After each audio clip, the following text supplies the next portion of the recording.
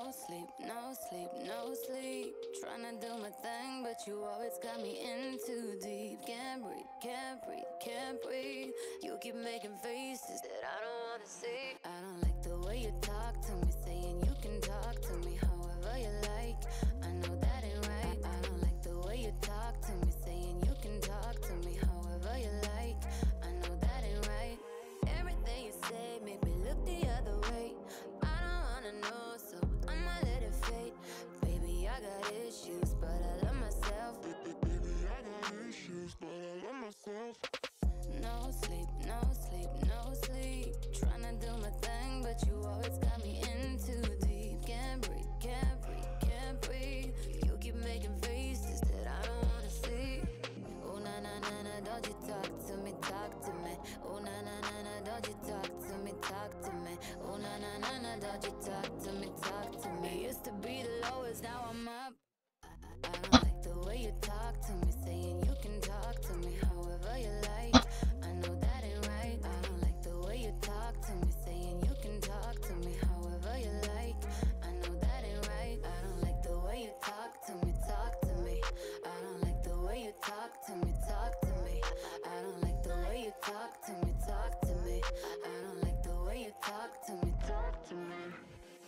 No sleep, no sleep, no sleep. Tryna do my thing, but you always got me in too deep. Can't breathe, can't breathe, can't breathe.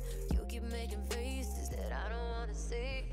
Oh na na na na, don't you talk to me, talk to me. Oh na na na na, don't you talk to me, talk to me. Oh na na na na, don't you talk to me, talk to me. Used to be the lowest, now I'm up.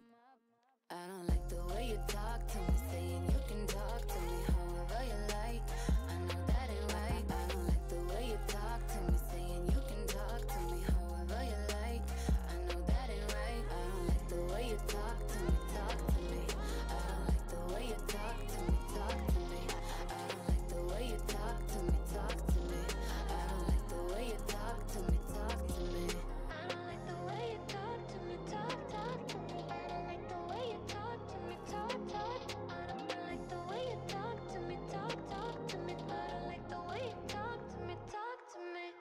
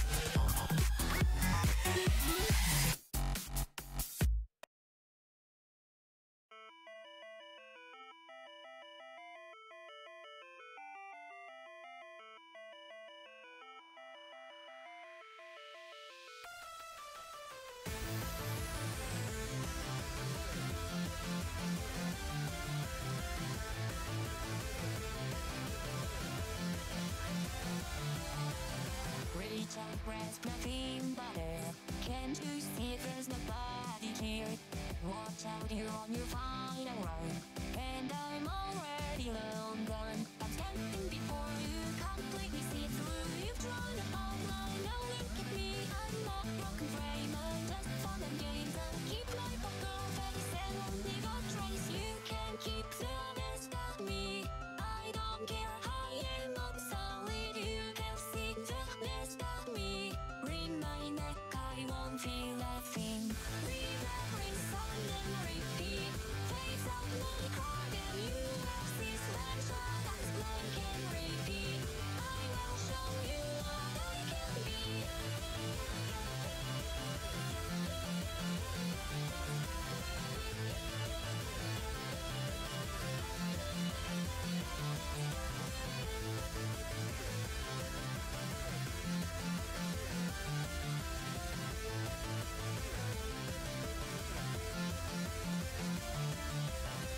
Breathe in, don't let it out. Try to find your heart at balance. My lungs are toxic now. Don't get close or you will drown. I'm standing before you, completely see through. You've drawn a outline, now look at me. I'm not broken frame, I'm just fun and games. I'll keep my poker face and only go trace. You can keep the best of me. I don't care, I am obsolete. You can see the best of me. Ring my neck, I won't feel a thing. Remembering song and repeat. Face of my heart and you have this shot as blank and repeat. I will show you what I can be.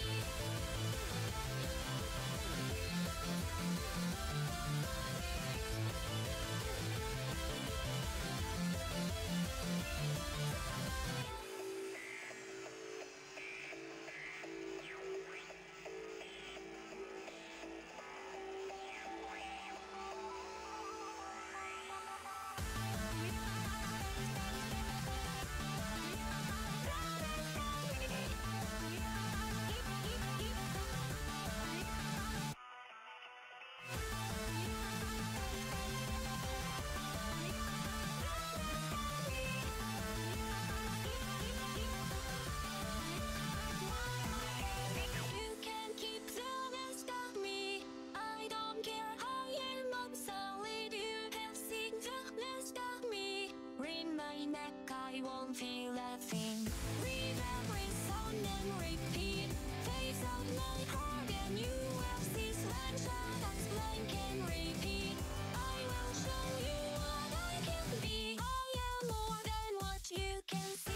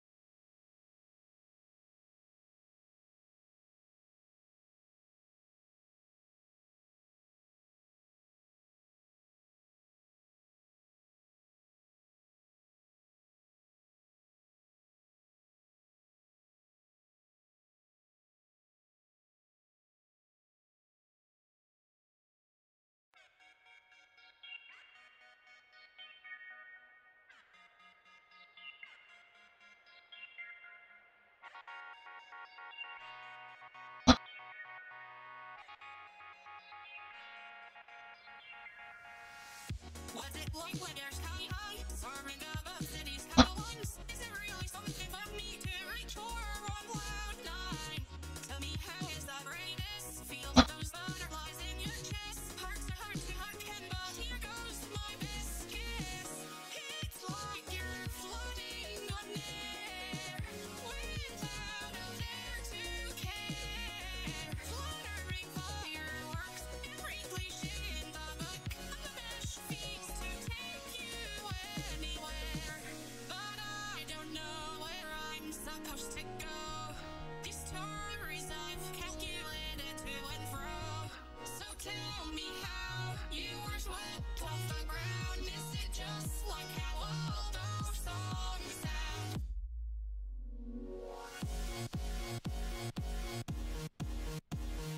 Hearing these love songs,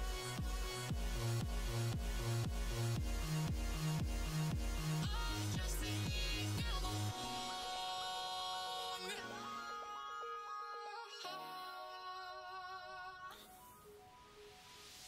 Something I don't quite comprehend. How come there's never a good end? Even with a wish to waste in the moments are fleeting. Eyes to eyes leading, mind makes gone. Ways the chase fades, day make you cry. Less till lucky, lost love lets us do the chasing. But it's like you're floating on air, without a dare to care.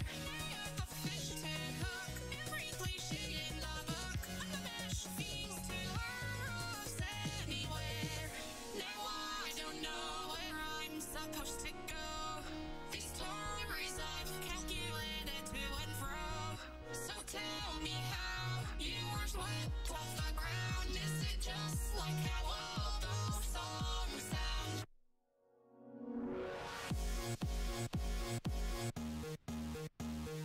Hearing these love songs,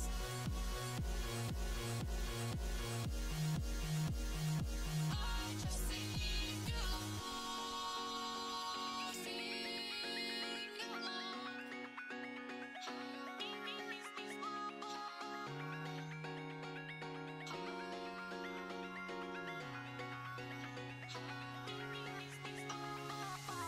Plans new of sex is true love's less than plans to understand. Breakups like as the cups every rebound. Holding on too tight, I think we need time. But I don't know where I'm supposed to go. These stories I've calculated to and fro. So tell me how I got swept off the ground when it's not like how all those songs sound.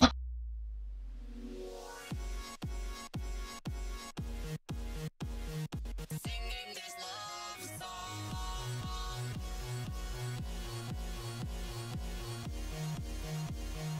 I knew it all along.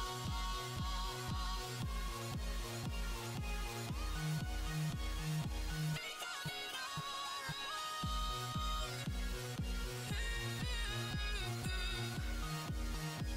It's not like those love songs.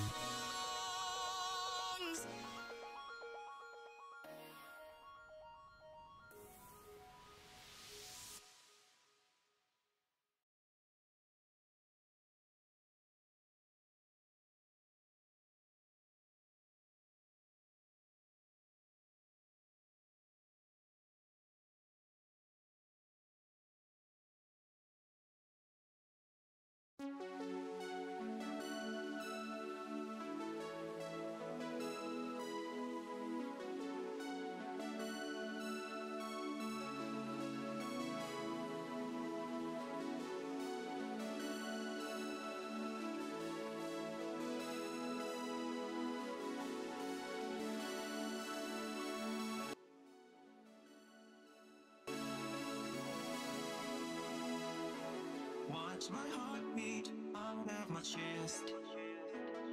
We've done something wrong.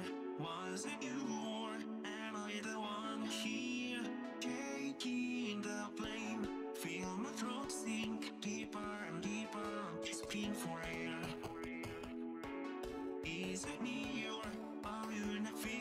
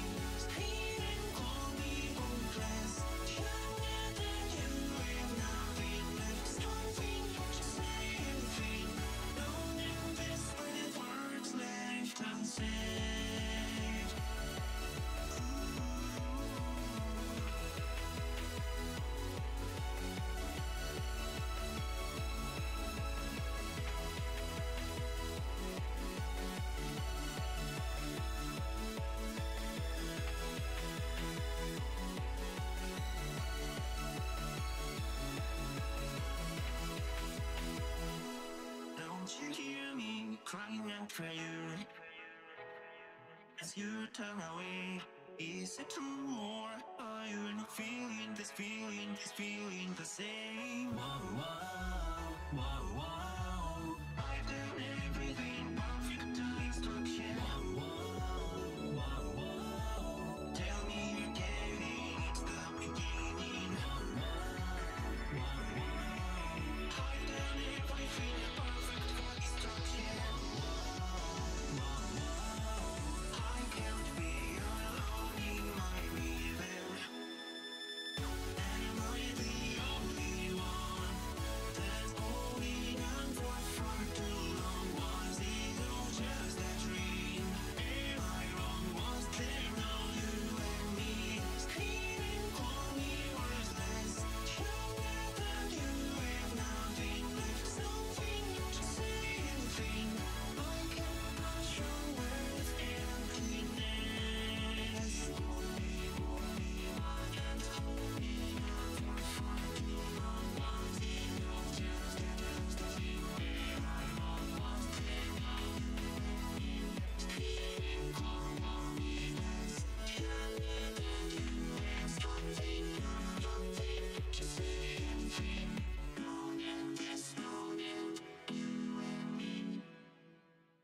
Am I the only one that can't feel anything at all? The guilt and all the lies, all our times I gave you my best try.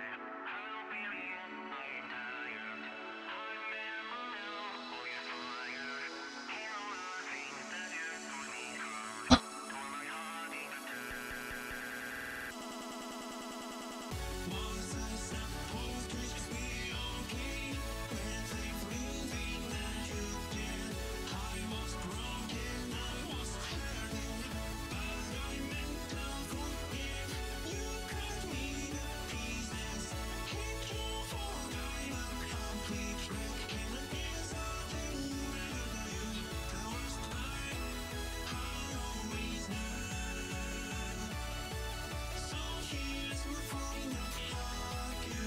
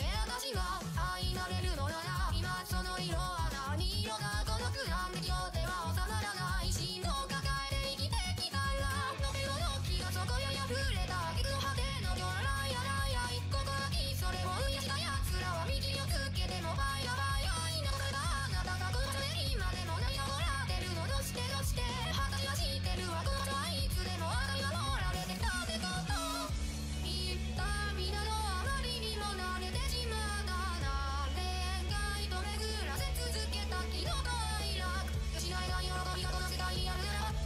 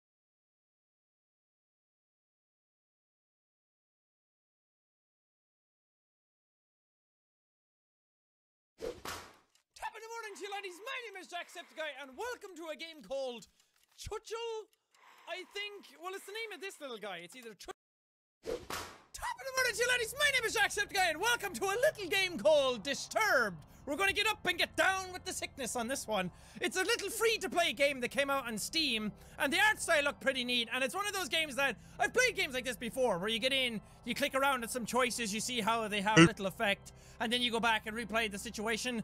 Kind of like One Night Stand, or V is Calling, or Dino Dearest, those types of games. So I love them. I like seeing how they play out, and again, the art style in this one really caught my eye, so I want to play it. Another dull day passes as you struggle to manage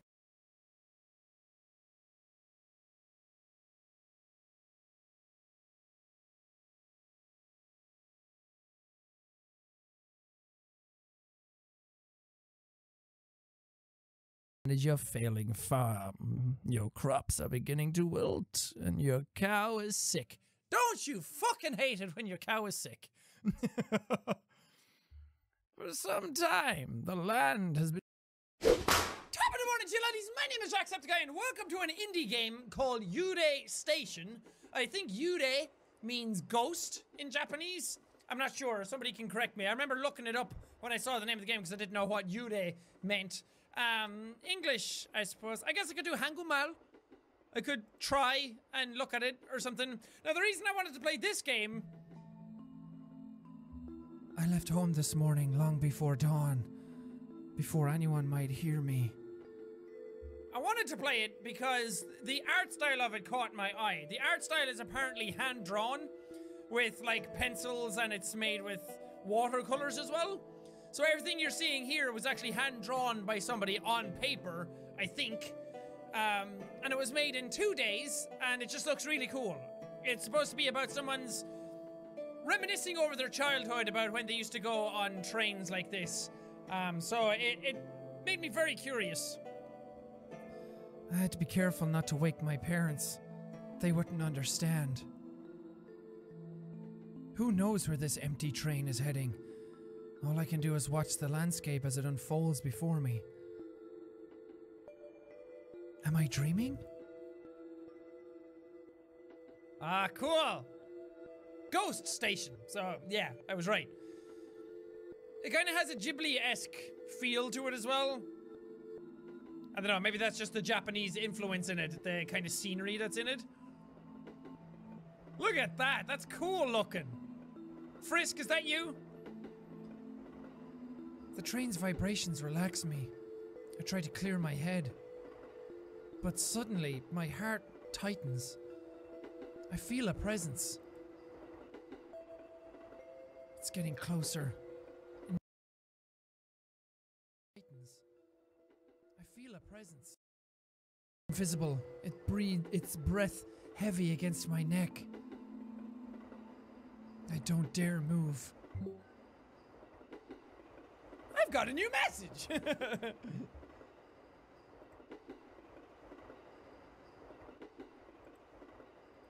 Okay. Oh, that's a cute picture. The message says, I see you. I look around in a panic. There's still no one. Ah, shit, I keep clicking it. Repeating words. Train, train, train. 444. Train, train, train. At first I thought it was some kind of bad joke. The station is closed this time of night. But in the days that followed, it haunted me. I lost sleep. What if... Early this morning, I snuck into the empty station. The train was waiting for me. My heart broke when I read those words. Help me. He wrote them. I know it. The first message I got a few weeks ago. I thought it was a technical problem, then learned the news. What news?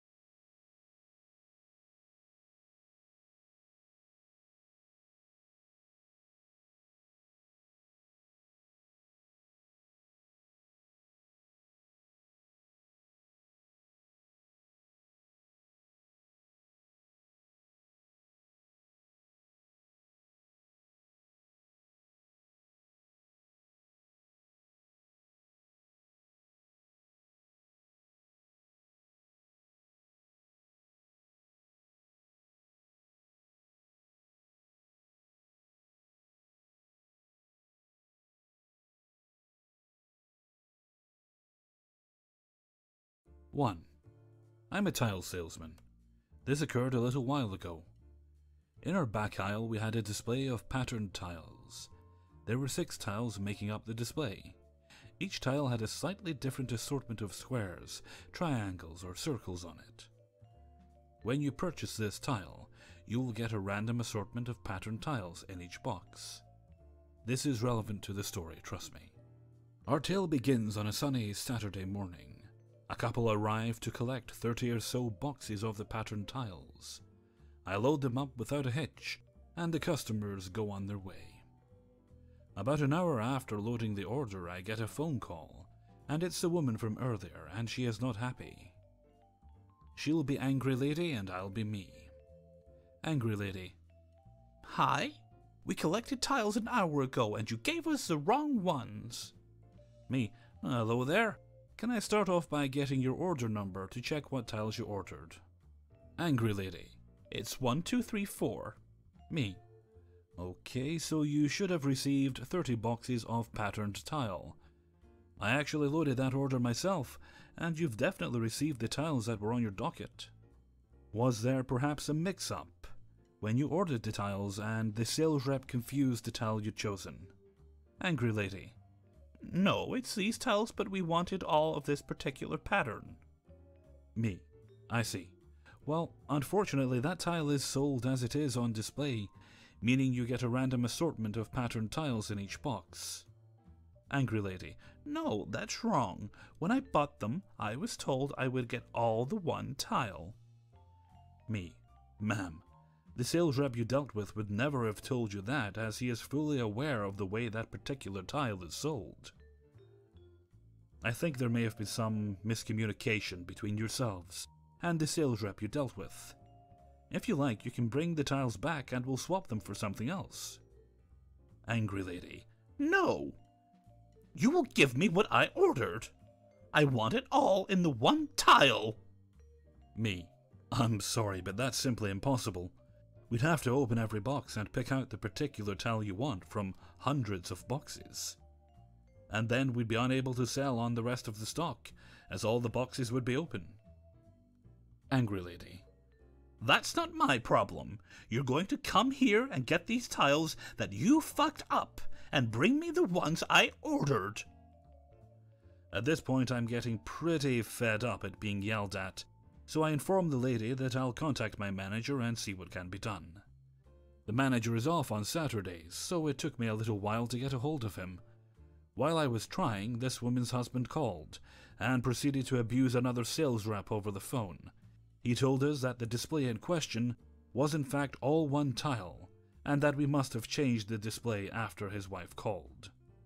We told him that this had certainly not happened, and that the display had been the same for the past month at least. I finally get through to my manager, who tells me I can exchange the tiles if the customer brings them back. But I can under no circumstances go through all the boxes to give these people 300 tiles with one particular pattern that they want. I call the lady back to inform her of this, and she tells me, Angry Lady: No, no, no. I told you that you are going to collect these tiles and bring me the ones I asked for. Now you call me back in 5 minutes and tell me when you'll be delivering my tiles. She slams down the phone.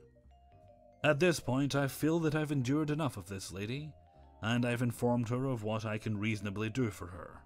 Bearing in mind we didn't even have to offer an exchange for these tiles, I decide to carry on with my workday as normal. 10 minutes later, I get a phone call. It's the Angry Lady's husband.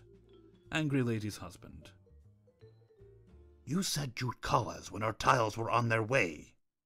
Me: No, sir, I'm afraid I gave you the option of returning the tiles and exchanging them for something else. Barring that, there is nothing else I can offer you. Angry Lady's husband: You fucked up our order, and you have to fix it. You are going to come and get these fucking tiles, and bring us the ones we want. Now! It is at this point I lost my temper.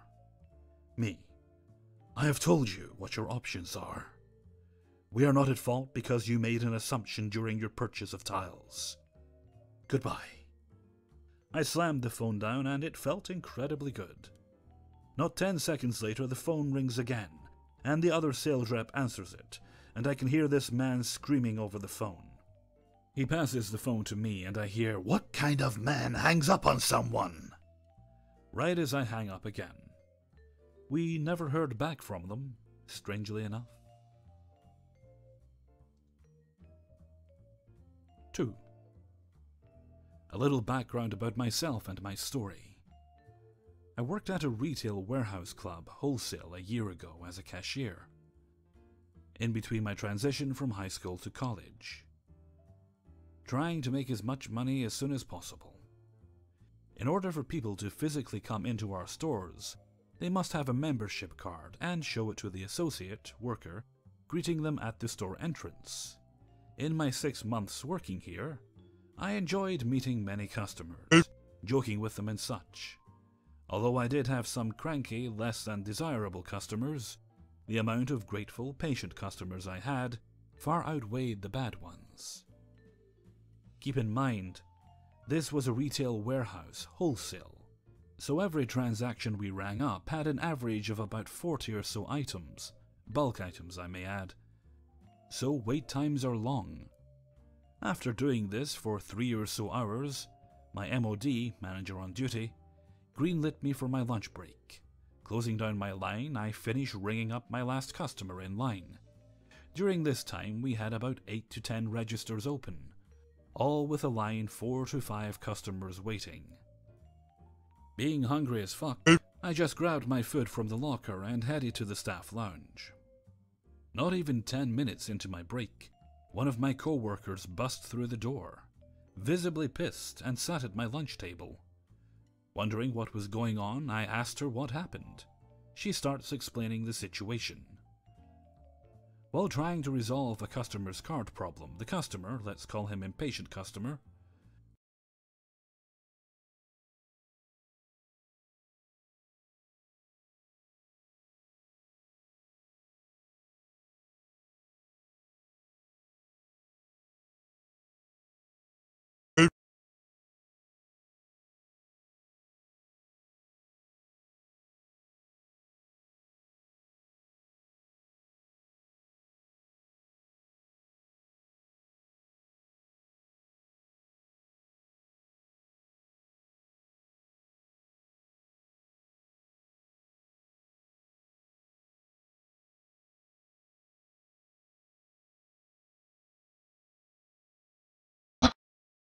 waiting in line behind the card problem customer, got very impatient and tells her to hurry up and fix the damn problem. My co-worker told him to wait his turn as she is trying to help out the customer in front of him before she'll get to him. After resolving the problem and finishing the transaction for the first customer and getting them on their way. Impatient customer. About fucking time. Taking your sweet-ass time, aren't ya? Co-worker, I'm sorry about the wait, sir, but you have to understand that I cannot ring up your order until I have finished helping the customers in front of you first. This is where my memory fails me to what exactly she said during the conversation. But generally, impatient customer kept harassing co-worker with various more insults and pushed the cart into her. At this point, she had had enough and yelled for the manager on duty and stormed into the break room. From other co-workers that were on clock at the time, the manager on duty tried to deal with the irritable customer, but couldn't, who then got the supervisor involved, who then revoked the irritable customer's membership and banned him from our store. 3. Greetings. Today's tale happened around 17 years ago, but somehow I forgot it. My business partner reminded me of it during lunch yesterday. English is not my first language, apologies in advance for any grammar errors. We live in a Caribbean country. We've ran a very small IT consulting and tech support company since the mid-90s. Our main source of revenue, at the time, came from small local businesses, as well as small multi-store chains like this particular dry cleaning business. Now, for those of you who haven't had personal experience with dry cleaning services, for my time spent working on their computers, I can tell you that sometimes it can really be as bad as portrayed on sitcoms. Tardiness, damaged or lost clothes, angry customers yelling and waving their arms in the air, etc. This particular day I'm trying to resuscitate one of their computers when a lady comes in to pick up her clothes. After a more than usual wait time, she finally receives her clothes only to find out that a particularly delicate and apparently expensive piece of garment is damaged beyond repair. She starts complaining about it and demanding a refund right then and there. The manager on duty happened to step out of the store a few minutes before to attend a small family emergency. The employee that tended to her explained that she was indeed entitled to a refund, but it had to be authorized by the manager, and she was not present at the time. Due to the cost of the garment per company policy,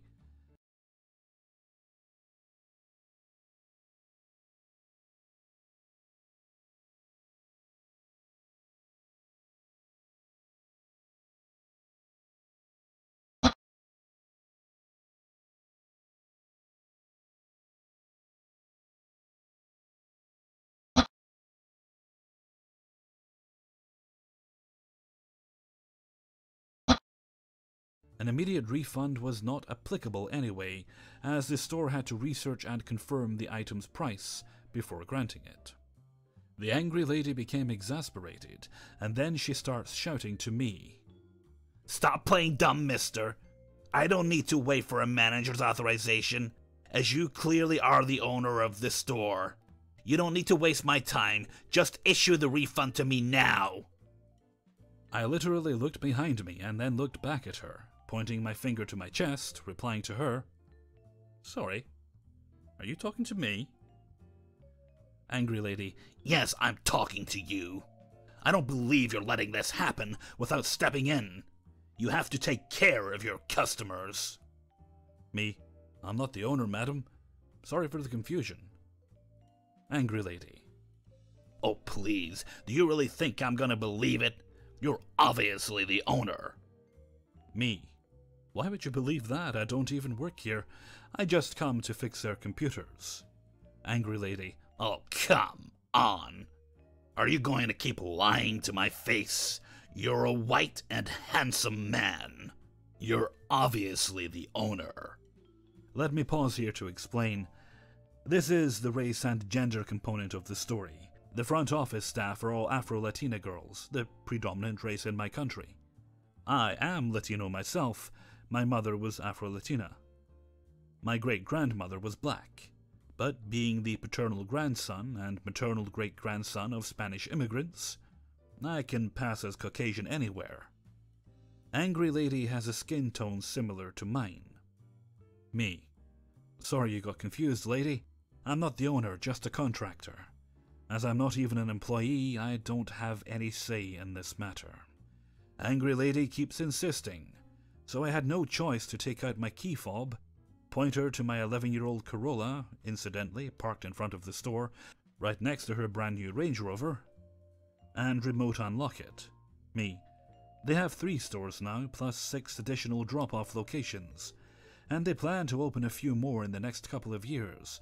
I'd ballpark their per-store investment on $80,000 to $100,000.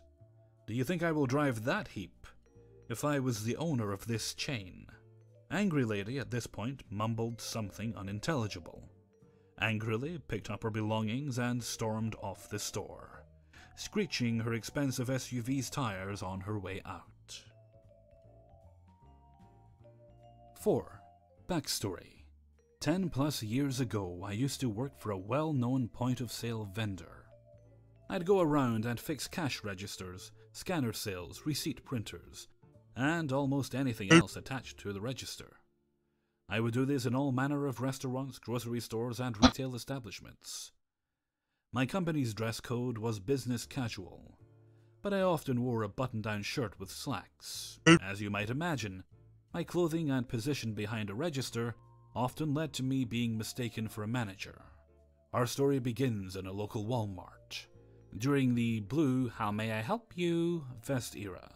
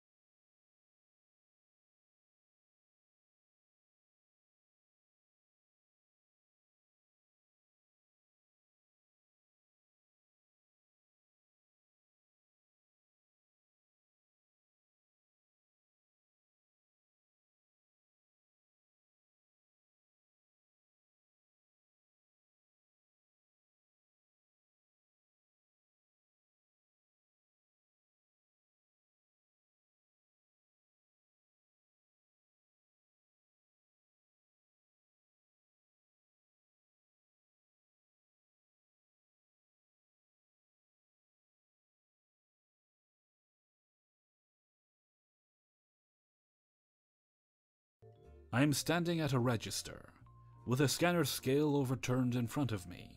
I am wrist deep in the bowels of this scanner scale, like some sort of horrible robot proctologist.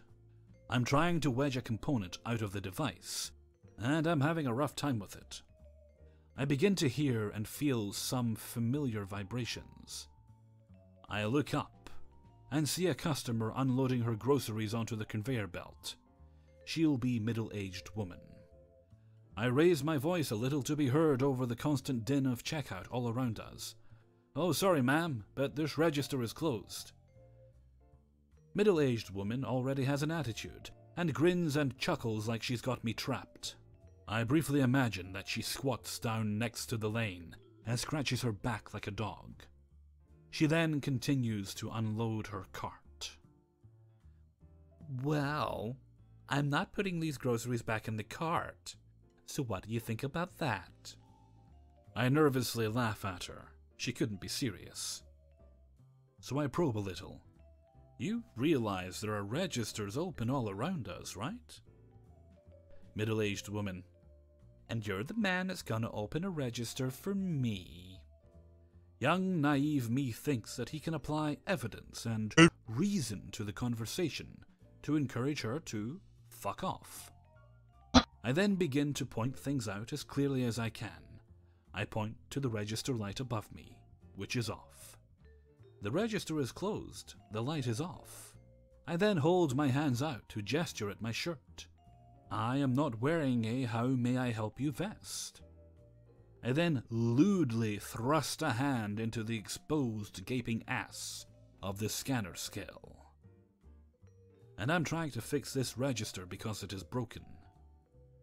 Middle-aged woman finished manhandling a 40-pound bag of dog food onto the conveyor, then turned to me and extended her tusks of entitlement and sneered. "Then fix it. I don't care what problems you have. I have grandkids waiting in the car." I then briefly saw her face extend a trunk into the air and trumpet a note of urgency to punctuate her point. I quickly recovered from the shotgun blast of irrelevance she delivered to my face. And I clenched my teeth for a moment. "Okay, final warning. I don't work here, ma'am, and I will never open this register." And with that, I then ignored her and continued to work on the scanner scale. I expected her to do something, anything. I wondered if she'd escalate the situation by yelling, or with violence, or by demanding an audience with the unseen all-powerful manager. She did none of these things. She just watched me. In the next 5 minutes, I managed to wedge the brains out of this unit and swap in a replacement board. I restored the dignity of the scanner scale by turning it upright and having it face me again, ensconced next to the conveyor. I then programmed it, which involved scanning a series of barcodes to set various parameters for the scanner. After that, I calibrated the scale. Somewhere between programming it and calibration, she abandoned all her items on the conveyor belt, and I never saw her again. I'm sorry about the anticlimax here. I imagine she returned to the safety of her vehicle and completed her transformation into a bipedal elephant person, and upon doing so, began communicating with her grand elephant offspring to settle down in the back, because she's decided to just make bamboo shoots again tonight. 5. This is a tale of how I came to be the thorn in the side of a very rich man, and thus was given the title of Boat Nazi. About 6 years ago, when I still lived in a prominent East Coast city, I was hired on to be the night shift attendant at a marina located by a restaurant district and an arena that held concerts during the summer. I was not part of the group that ran the parking garage or parking lots, and my bosses were contracted by the owner of the entire area, solely to maintain the marina and nothing else. This involved, among other things, charging by the hour for unleased spaces and keeping boats out of reserved spaces that had been leased to one particular boat owner for the summer season.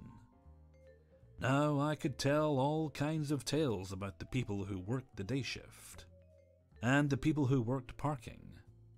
But this tale is going to focus on a person we shall call Willie, and how I drove him near to madness by simply doing my job. During the week, no one worked at the marina, so spaces were free and no one was around to keep leaseholder spaces from being occupied by others. One Sunday evening, just as the sun was setting, a woman came onto the marina looking very distraught. She said that her family was taking their large boat up the coast from Florida, and that they wanted to find a marina to stay at, but had been unable to reach the office to see if there were any more spaces to rent. She told me the boat was very large and would not fit into the marina proper. I told her that the boat could dock on the side of the marina during the week, but by Friday they needed to have either secured a paid space here or somewhere else, since the only place their boat could fit was leased to a water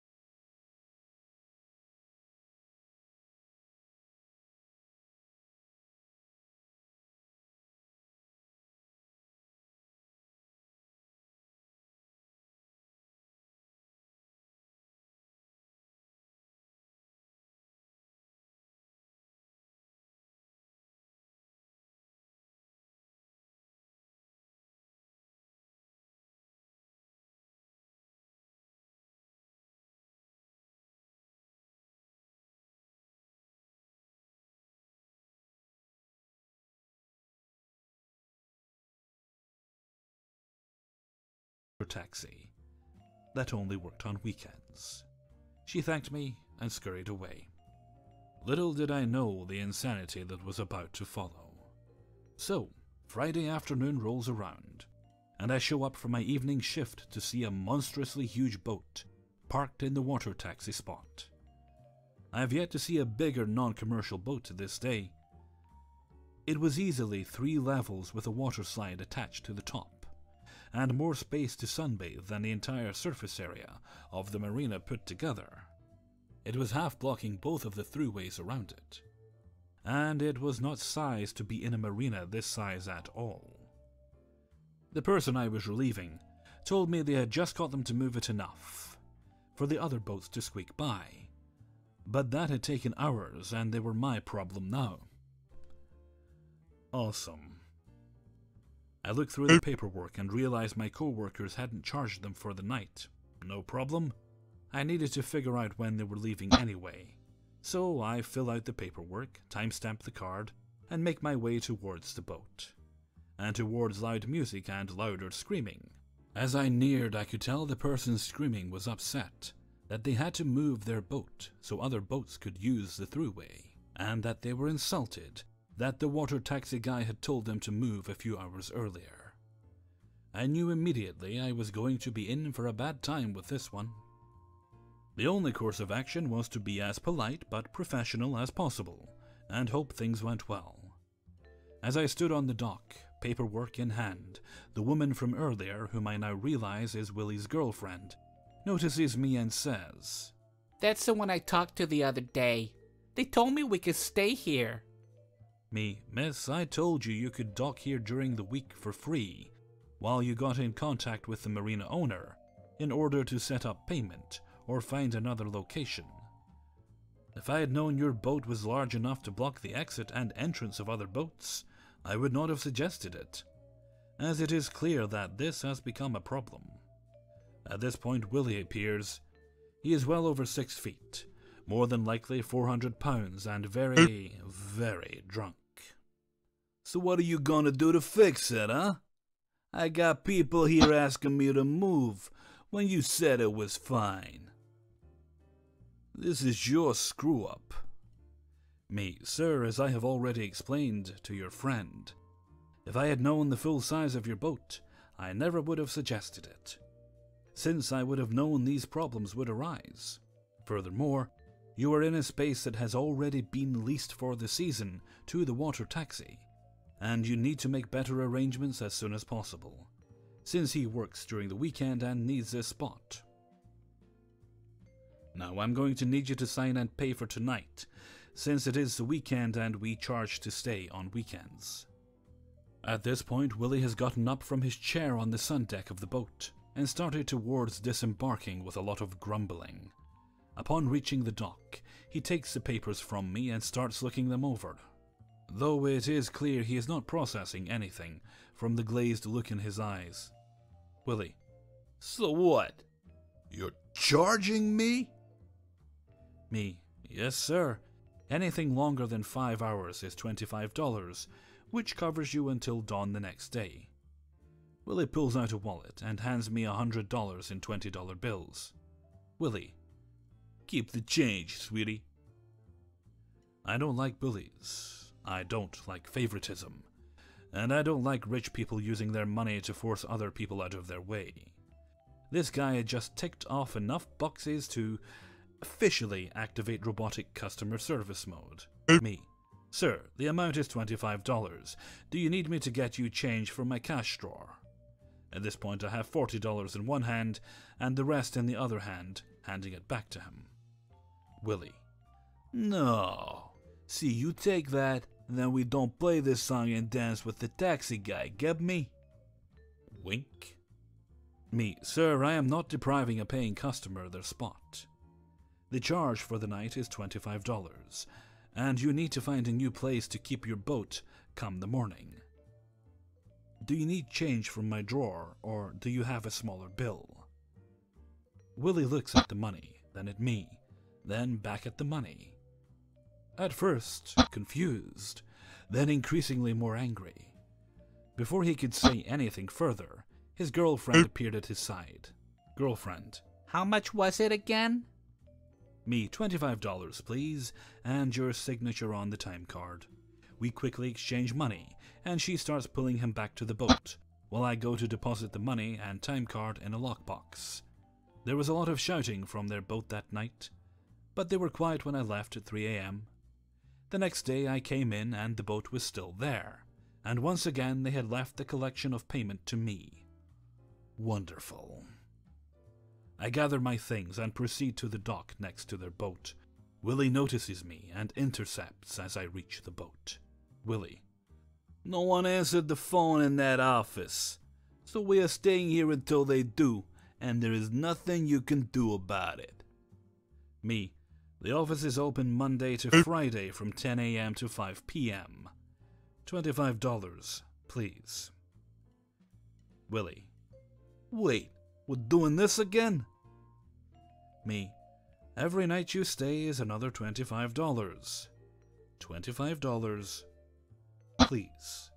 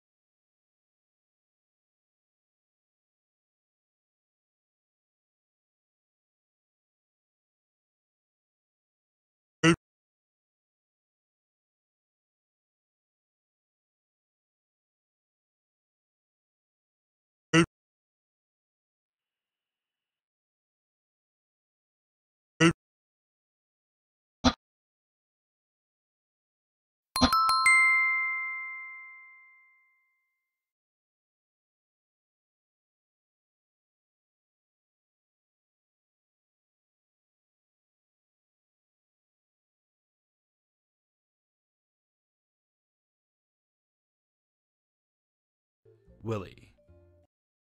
Well, then take a 50 and don't bother me again. Me, I can't do that, sir. This space belongs to someone, and as such I cannot accept payment in advance. You have to sign the time card and pay $25 for every night you are in this spot over the weekend. $25, please. Willie. Why? Me to keep a record of your time here so that the actual person leasing this space can be appropriately compensated for the inability to do so. $25. Please. Willie, who has been increasingly more angry as this exchange has gone on, has now stepped forward and is well into my personal space. I do not back up, but instead retain the eye contact I have had throughout this exchange. Willie: well, too good to take my money from yesterday, and now you won't back down today, huh? Think you're pretty tough, huh? Well, I'll tell you what you are. You're a fucking boat Nazi. Me: sir, I have German heritage and take great offense to that term. I politely ask that you refrain from using it in my presence. $25. Please.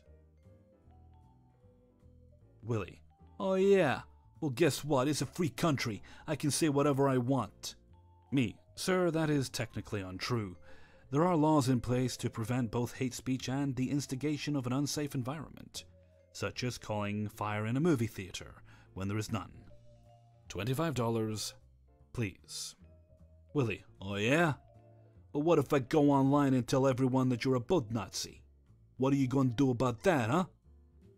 Now keep in mind, this was before things like Yelp were even thought of, which means this guy was going to go on random message boards and bitch at people about the mean little marina attendant making the poor defenseless rich guy actually have to pay for something. It took all I could not to laugh at him right then and there, especially since by this point he was starting to turn purple with rage. I also realized that this guy was trying to start a verbal altercation so that he could cry abuse and never have to deal with me again, maybe even be compensated for it.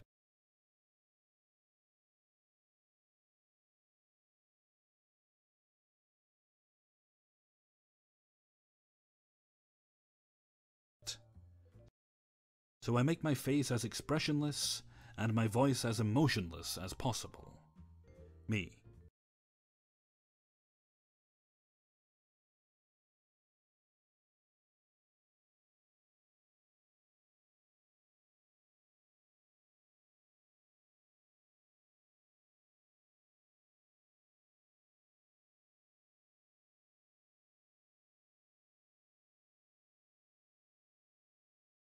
sir, what you say on the internet is your personal business. $25, please. At this point, the girlfriend appeared again and shoved $25 in my hand and quickly signed the time card, grabbing Willie and trying to take him back to the boat. I turned and walked away to the sounds of him screaming after me that I was a boat Nazi, until she got him back inside. On Sunday, I arrived and the boat was still there, and the ticket for the night was still left for me to take care of. Huzzah! I approached the boat again, only this time, Willie looks downright smug and doesn't move from the sun deck as I approach, making me crane my neck as I speak to him. Me: $25. Please. Willie: I already paid. Now, I knew he didn't already pay for two reasons. One, there was no time card in the box for it.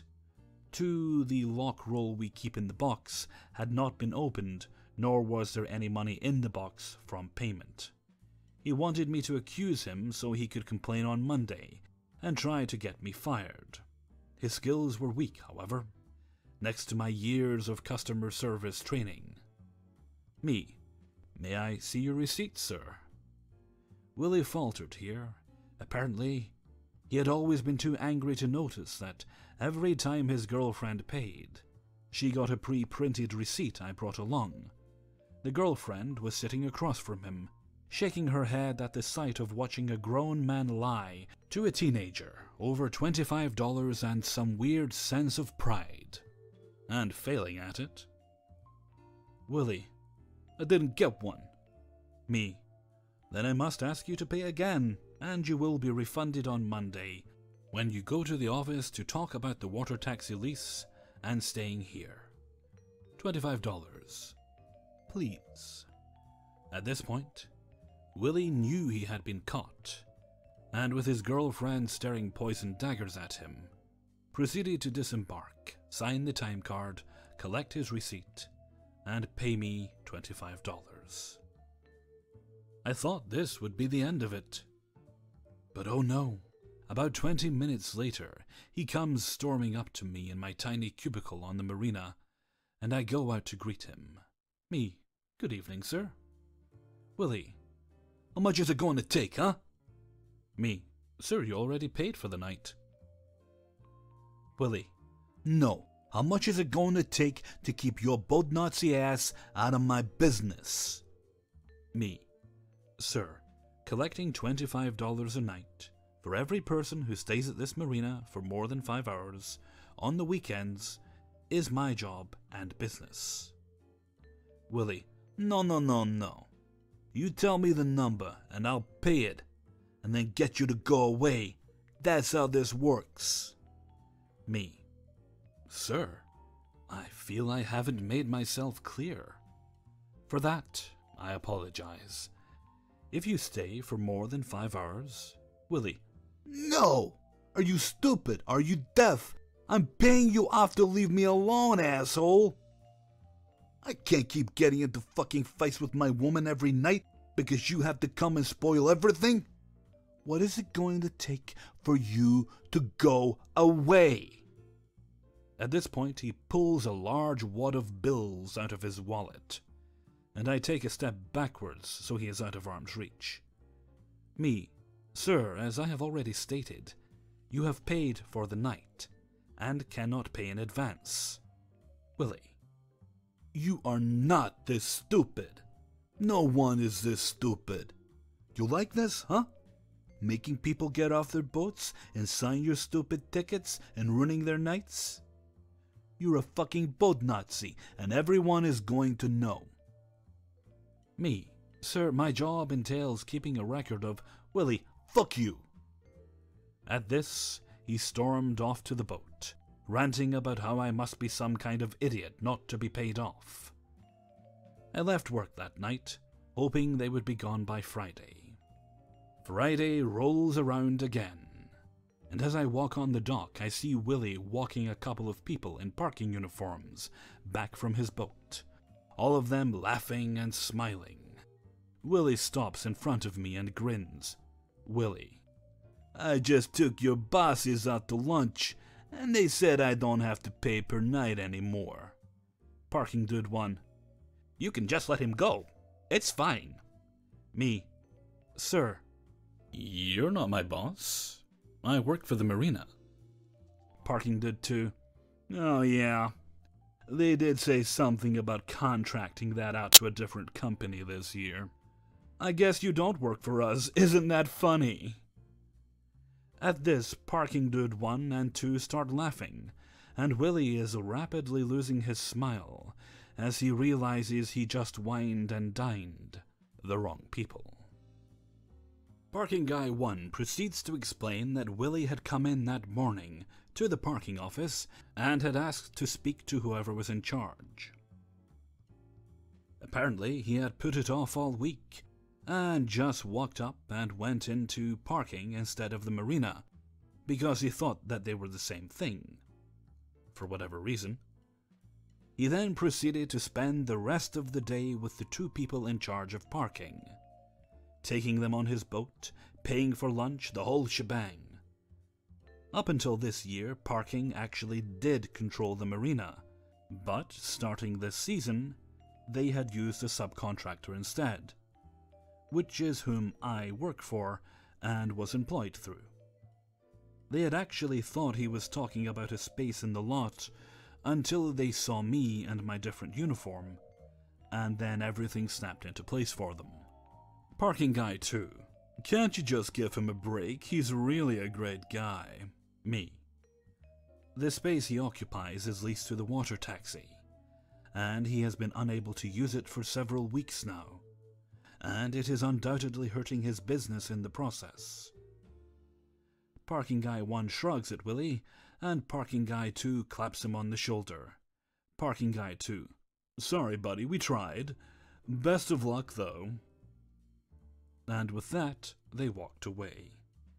Willie's face started to contort and change colors at a rapid pace. So I took the opportunity to sidestep him and go into my tiny office. Once again, no one had made them pay for the night. I created the time card and receipt and walked out towards Willie as he started rapidly walking away yelling, "No," louder and louder with each step, until he was back on his boat and screaming at his girlfriend about how he had just bribed the wrong people. She started freaking out that he couldn't tell the difference, and as their argument raged, I stood on the dock and silently waited for them to either notice me on their own or end the argument so I could make my presence known. Girlfriend noticed me as she stormed out and threw her hands in the air. Girlfriend: Are you fucking kidding me? You were right there and you still didn't pay. Willie: I shouldn't have to pay. It's all that fucking boat Nazi's fault. Girlfriend: Shut up. I'm done. I'm done with this. I'm done with you and this goddamn boat. Girlfriend proceeds to disembark and pay and sign the slip. Willie: What the hell do you think you're doing? Girlfriend: Being a goddamn adult. With that, she stomped off, leaving Willie to scream after her about how she can't go, and this and that, while I made my way back to my office and the lockbox. The next day, when I came in, the boat was still there. They still hadn't gotten payment for the day, and the boat appeared empty. The water taxi guy showed up and asked if he could run people off the side of the dock, since his space was occupied and he really needed to get to work. I told him that wouldn't be a problem, and we actually had a lovely chat on and off all night about how awful Willie was between his customers. Towards the latter end of the night, Willie and girlfriend walked onto the dock. Reconciled, it would seem. I walked up to them and presented the time card. Me: $25, please. Willie: Make me. Me: Sir, you need to pay $25 for keeping your boat here today, and you need to sign the time card. Willie: No, you can't make me. This is fucking unconstitutional, and you can't make me. Girlfriend: For fuck's sake, Willie. You told me you wouldn't do this anymore. Willie turns to girlfriend. Babe, it's the principle of girlfriend. No, I'm done. Forever, Willie. At this, she takes a ring off her finger and throws it at him, before snatching the time card out of my hand, signing it, and shoving it and the money in my hand before running back where they had come from.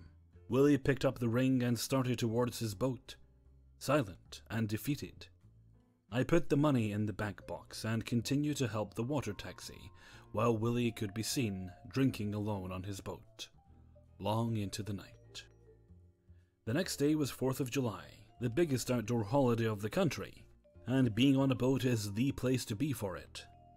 By the time I came into work, the whole marina was packed to the gills, with Willie's boat towering over them all, and surrounded by Port Authority.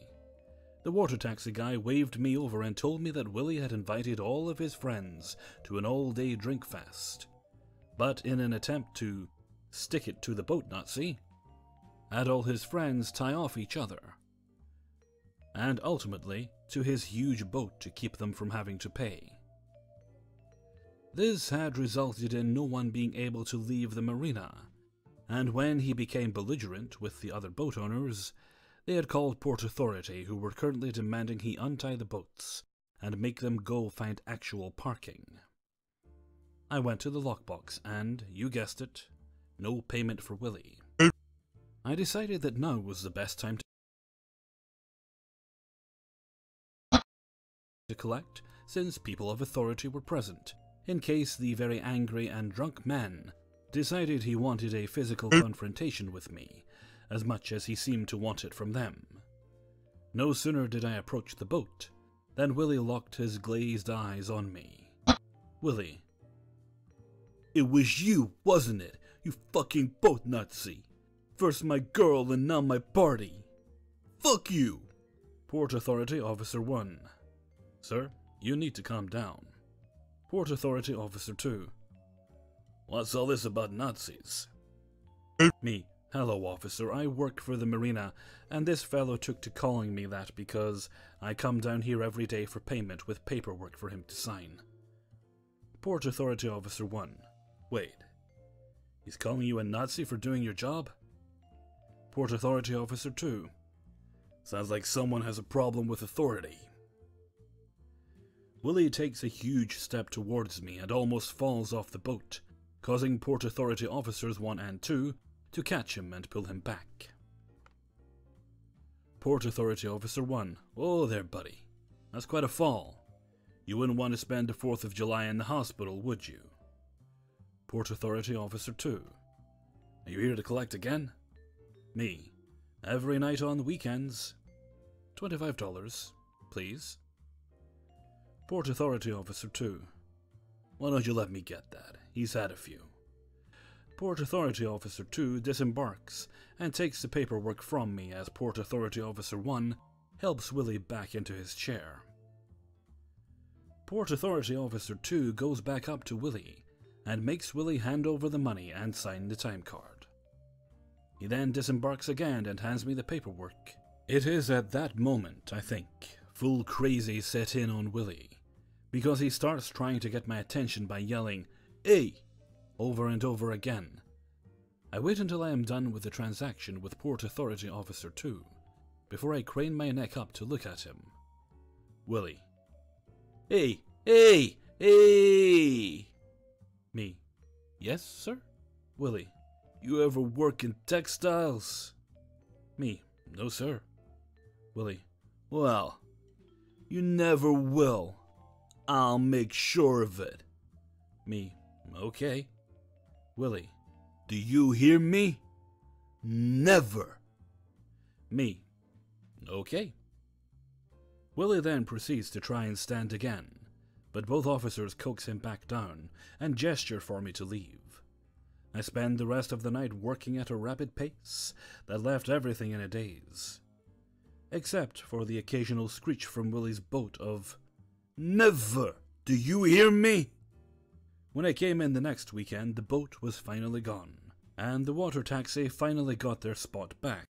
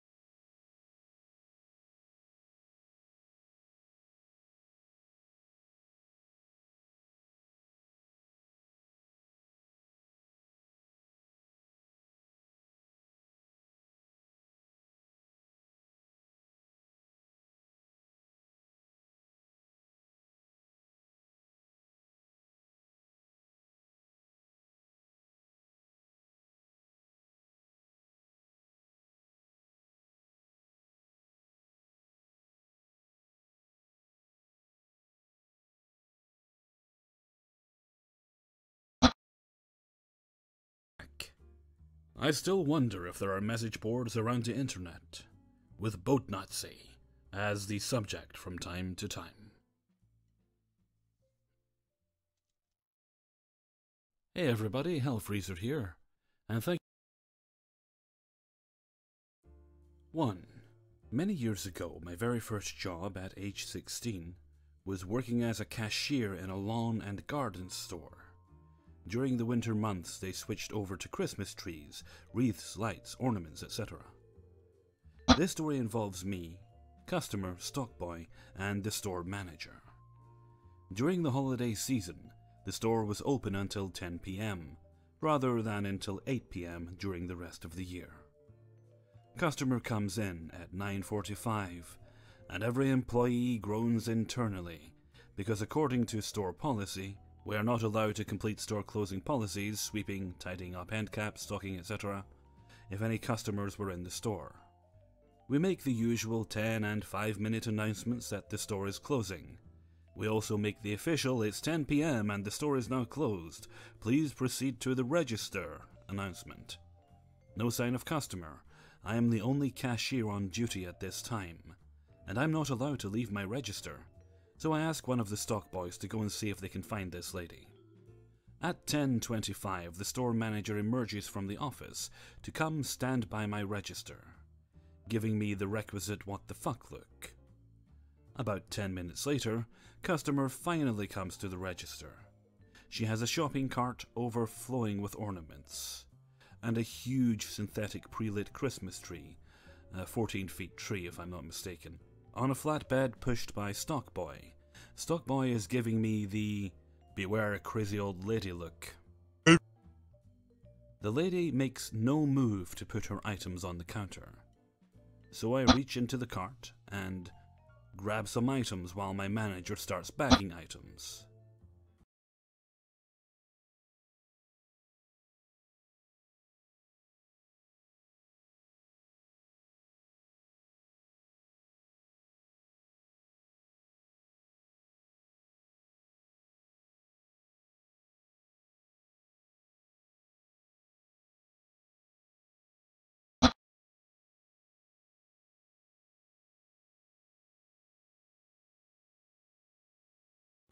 We're all getting antsy and want to go home at this point. The lady waits until I've scanned about half the items in the cart before saying, Wait, I'm not sure I want those. Me. What? Customer. I'm not sure I want those. Me. Okay, which ones do you want? Customer. Well, I don't know. Me. Okay, well, I can't ring you up until you let me know which items you want. Customer. I haven't decided yet. I literally don't have the slightest idea what to say. Luckily, manager steps in. Manager. Ma'am, the store is now closed. OP can ring you out if you know what you want.